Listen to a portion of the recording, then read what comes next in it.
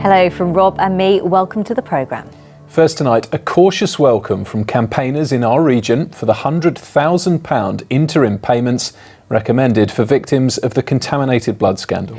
It's estimated up to 30,000 people, mainly haemophiliacs, got HIV or hepatitis in the 1970s and 80s after using infected blood products as part of regular NHS treatment. Well, now the chair of an inquiry into what happened has said they should receive the money as soon as possible. Graham Stothard reports. When Matthew Harris was just a child, he was infected with hepatitis during treatment for haemophilia. He was among up to 30,000 treated with contaminated blood or blood products imported in the 70s and 80s. I wasn't officially told until I was in my early 20s. So yeah, has it affected me? Yeah, and it's also affected my family as well. My wife had to give up her job, and it's affected my children because they've seen me, you know, being extremely ill. Seen me taking all this medication. He considers himself one of the lucky ones. He's alive, many aren't. He has a family, many don't. He himself has lost loved ones. Haemophilia is a genetic disorder passed through generations, so 3 cousins who went through similar treatments to him have died as a result of the infections they contracted.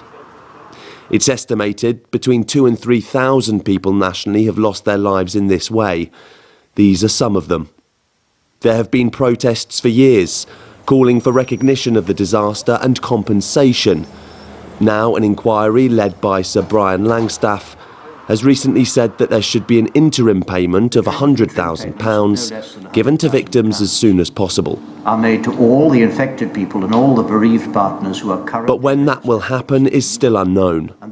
This photo is of the Smith family. The son, Chris, lives in Bedford.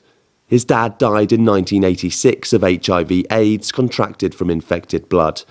He now campaigns for answers and says this doesn't go far enough. Half of these families are missed out. A lot of kids died in this scandal. A lot of young kids died, and their parents are kind of left with nothing. And also the kids that sat and watched their parents die in front of their eyes, they're obviously not taken into consideration. Those who would receive it say it needs to come soon. It's not a compensation, I'll get that clear, it's an interim payment. It is welcome, no doubt about that. I mean, there's one person dying every 4 days from this infection. So it is needed now, and it is needed quick. In a statement, the government said, "We recognise how important this will be for people infected and affected across the UK, and can confirm that the government will consider Sir Brian's report and the recommendations of Sir Robert Francis QC with the utmost urgency, and will respond as soon as possible. If or when the interim payment will be made is still unknown." Graham Stothard, ITV News.